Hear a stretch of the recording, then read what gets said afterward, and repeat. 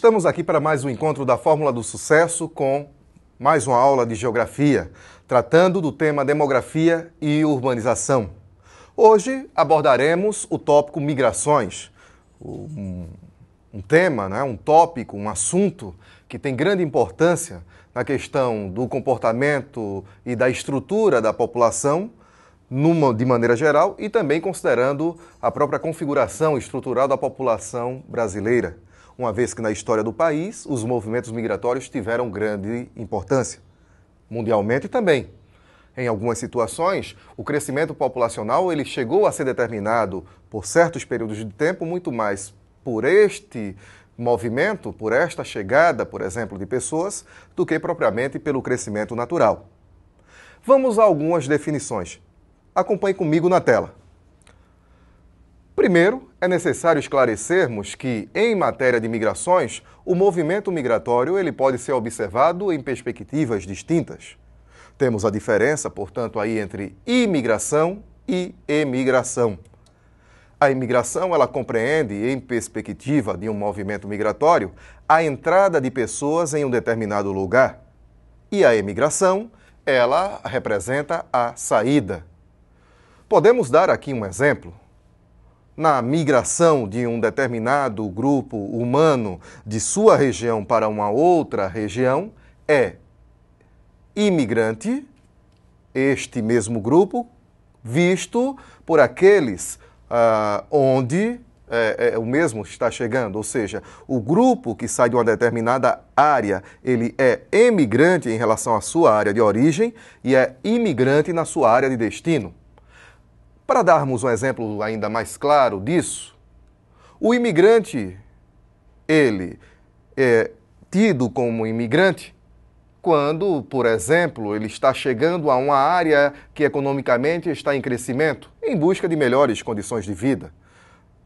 Aqui no Brasil nós tivemos o caso de nordestinos, que principalmente nas décadas finais, ou intermediárias, melhor dizendo, do século XX, se deslocaram do Nordeste para São Paulo, para a região Sudeste também de maneira geral. Esses nordestinos, para os seus habitantes ou para a sua região, foram, portanto, emigrantes. Já na visão paulista, ou na perspectiva paulista e do Sudeste, eles são imigrantes, foram imigrantes, eles chegaram. Ok? Bom, acompanhe comigo mais um quadro. Nós temos aqui um quadro que traz a classificação das migrações. E nós observamos aí 3 condições de classificação. Uma delas quanto ao modo, outra quanto ao espaço e uma outra quanto ao tempo. Em relação ao modo como as migrações são realizadas, nós temos aquelas que são classificáveis como compulsórias. Migrações compulsórias são migrações forçadas. São migrações em que os indivíduos eles são levados por uma determinada situação, por um determinado contexto, a saírem da sua área de origem e fugirem para um outro local, se afugentarem de uma determinada situação. Bom, podemos citar como exemplo de migrações forçadas aquelas determinadas, por exemplo, por guerras, conflitos em que um grupo humano força outro a sair da sua área de vivência, do seu hábitat. Podemos também observar na questão das catástrofes naturais, como, por exemplo, o vulcanismo, um terremoto, uma determinada situação climática que force o grupo a deixar a sua área de origem e, de forma muitas vezes definitiva, se fixar em uma outra região. Já as migrações voluntárias são aquelas migrações que nós podemos dizer ou classificar como espontâneas.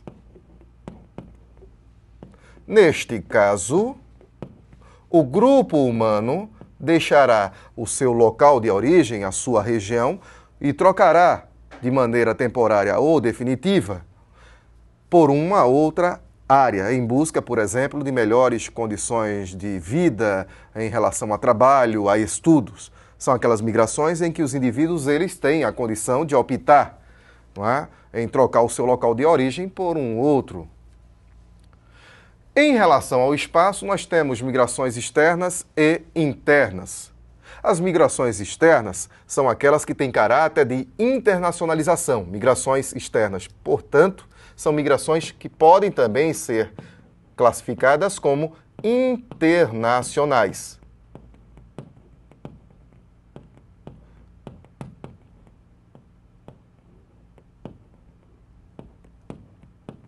As migrações internacionais são as migrações, portanto, é que nós temos a travessia de fronteiras pelos indivíduos, sejam elas de forma legal ou ilegal.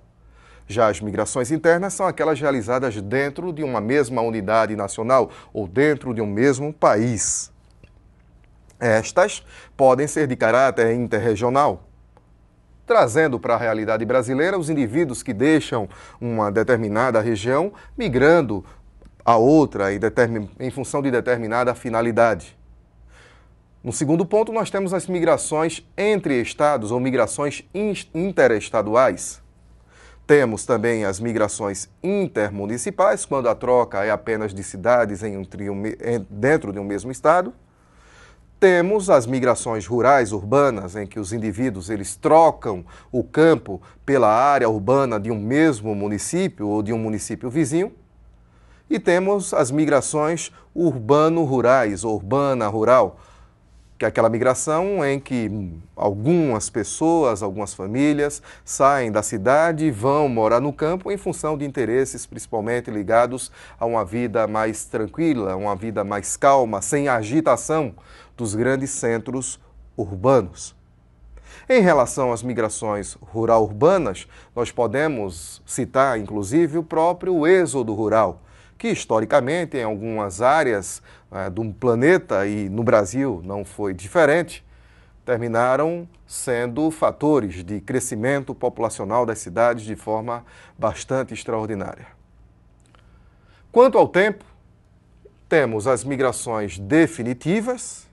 Migrações definitivas, é importante esclarecer que são aquelas em que, de certo modo, pré-determinada ou pré-definida, os indivíduos deixam o seu lugar de moradia, deixam a sua origem e vão se fixar, vão fixar residência em um outro lugar, trocando de país, trocando de região, trocando de estado, de município, saindo do campo para a cidade ou, às vezes, deixando a cidade e indo se fixar na zona rural, como já vimos. Já as migrações temporárias são aquelas em que não há uma pré-definição de fixação de residência. São aquelas migrações, portanto, que são feitas em um determinado espaço de tempo. Estas podem ser do tipo pendular. Migrações pendulares são aquelas em que os indivíduos, eles deixam, por exemplo, o seu bairro situado no subúrbio ou em um determinado município de uma área metropolitana e vão para o centro da cidade ou da cidade principal, de uma capital, de uma grande metrópole, trabalhar, estudar, retornando geralmente ao final do dia. É o que nós vemos nas grandes cidades brasileiras. Muita gente sai dos seus bairros de subúrbio e retornam ao final do dia até as suas áreas de origem, não é? Saem dos bairros de subúrbio, vão para as áreas centrais ou vão para bairros mais dinâmicos que oferecem determinados serviços de seu interesse. São Paulo é um exemplo cabal disso. Mas nós temos também nas outras cidades brasileiras o mesmo processo se repetindo. Então, uma migração subúrbio, cidade, subúrbio.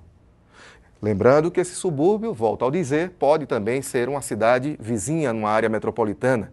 E daí surge o conceito urbano de cidades dormitórios, que são aquelas cidades em que as pessoas praticamente só passam a noite e o dia inteiro passam lá no grande centro, numa metrópole, trabalhando e estudando. O segundo tipo de migração temporária que nós temos listado nesse ponto é a migração sazonal.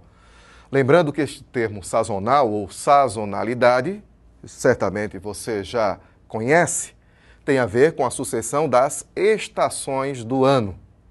Essa mudança das estações exerce um peso maior ou menor nesse tipo de migração. É o que acontece, por exemplo, no interior da região Nordeste, principalmente de nordestinos sertanejos, que migram sazonalmente para a Zona da Mata, por exemplo. durante o período do inverno, nós temos na zona da Mata Nordestina um período de chuvas, enquanto que no sertão nós temos um período de seca. As chuvas do sertão são predominantemente chuvas de verão. E aí, historicamente, principalmente ao longo do século XX, esses nordestinos sertanejos se deslocam para a zona canavieira para trabalhar como volantes, trabalhadores temporários que vêm somente durante o período de safra para ajudar no corte da cana, colher a cana, sem manterem nenhum tipo de vínculo empregatício com os proprietários dos engenhos ou das áreas de usina. Após esse trabalho e ao final da safra, geralmente tem-se o início do verão, e aí o período de chuvas no sertão, época de esses sertanejos retornarem e cuidarem das suas lavouras, se aproveitando do recurso que a água, que as chuvas de verão trazem consigo. Então nós temos isso periodicamente, sazonalmente no interior do Nordeste.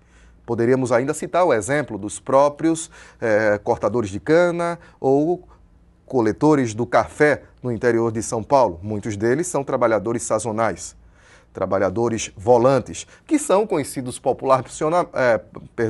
de maneira mais popular como boias frias, aqueles trabalhadores, portanto, temporários. Segundo, ou melhor, terceiro tipo de migração relacionada nesse quadro, de migração temporária, é a transhumância. A transhumância é aquele tipo de migração que pode ser chamado também de migração sazonal. Contudo, é um tipo de migração que está conectado ao criatório, a criação de animais, como nós temos no caso dos boiadeiros no Pantanal, dos vaqueiros no interior do Nordeste, que durante os períodos de chuva, por exemplo, no caso dos boiadeiros, a chuva no Pantanal, que provoca um alagamento de boa parte daquela planície de inundação, os boiadeiros tocam as comitivas conduzindo esse gado para pontos mais altos do relevo. Esses pontos mais altos do relevo, que são chamados de capões ou cordilheiras, são termos regionais utilizados, são justamente o refúgio durante as cheias do Pantanal para estes rebanhos, para que os animais, obviamente, não venham a morrer, não haja cabeças perdidas por conta da dificuldade para se alimentar, já que o pasto está encoberto pelas águas. Quando essas águas baixam, um pasto natural refloresce e aí a comitiva ela reconduz esses animais até a área antes alagada. Os vaqueiros do Nordeste, no interior da região, no sertão, eles conduzem o gado durante os períodos de estiagem para aqueles barreiros ou açudes, onde ainda há água para que os mesmos venham a se dessedentar.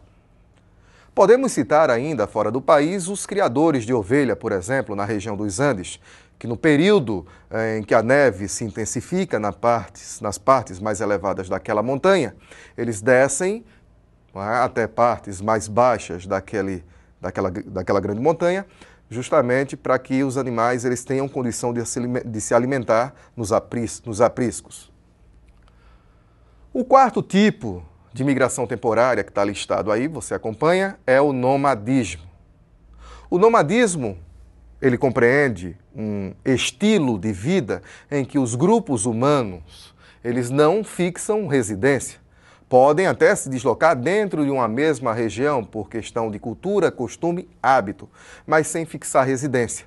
Nós observamos isso, por exemplo, nos acampamentos de alguns povos, como acontece com os próprios ciganos. Outras culturas, no interior, por exemplo, do continente africano, também demonstram isso. Nos ciganos do leste europeu, nós observamos, principalmente na Romênia, esse tipo de comportamento de deslocamento regional, mas sem que a residência ela seja fixa. As cabanas elas representam justamente essa não necessidade de uma construção, já que não haverá a fixação da residência. Ok?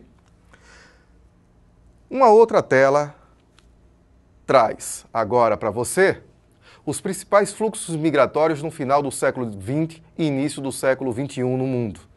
Observamos aí algumas tendências que até confirmam períodos históricos anteriores, como o caso, gostaria aqui de citar especialmente para você, da América anglo-saxônica, formada pelo Canadá e pelos Estados Unidos.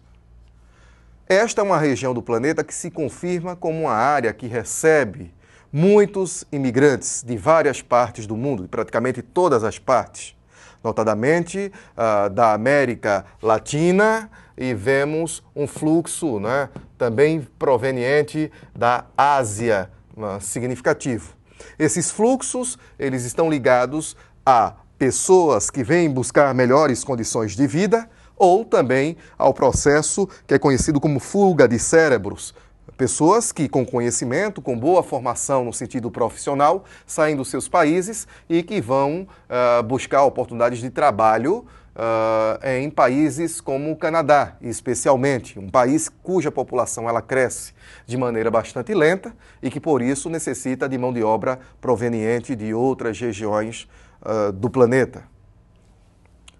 Analisando um outro quadro agora, nós observamos os migrantes internacionais por região de destino, isso entre os anos de 1990 e 2010. Observe neste quadro, né, que nós temos aí uma divisão de regiões do globo. Note que as migrações internacionais por área de destino tem um destaque muito grande aí no caso da América do Norte, como tínhamos falado agora há pouco, representado aqui na faixa azul, ao longo do tempo este crescimento, né? E nós temos também um grande volume de migrantes com destino à Europa, né? Esses migrantes aqui são principalmente africanos e asiáticos. E a própria Ásia, ela aumenta, né, ela intensifica um pouco a quantidade de imigrantes com destino àquele continente, e isso, em grande medida, teve a ver com o crescimento da economia chinesa nas últimas décadas, atraindo, portanto, aí, investimentos estrangeiros. Bem, de maneira geral, a respeito dos movimentos migratórios e principalmente dentro do quadro mundial, nós temos, portanto, esse recado para você na aula de hoje. No nosso próximo encontro, trabalharemos as migrações no Brasil, tanto os movimentos migratórios de saída quanto de entrada e as migrações internas. Até o nosso próximo encontro, bons estudos e um abraço.